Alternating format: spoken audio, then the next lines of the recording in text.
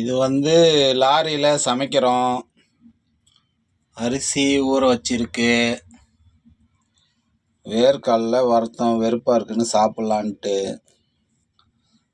அதோட ஒரு சின்ன ஆசை, பாப்கார்னு வறுக்கலாம், எப்படி நல்லா வருதா இல்லையான்னு பார்க்கலாம் அப்படின்னு சொல்லிட்டு பாப்கார்னை கொஞ்சம் புட்டு உதிர்த்து போட்டு கடாயில் வறுத்தோம். ஆனால் வரல. எண்ணெய் போடணும் போல் இருக்குது. வரப்படுது, ஆனால் வெடித்து பூ மாதிரி வரல பாப்கார்னு. வெறும் கடாயில் எண்ணெய் இல்லாமல் போட்டு வறுத்ததுக்கு இப்படி தான் இருக்குது. பாருங்க எப்படி இருக்குன்னு. வரப்பட்டிருக்கு,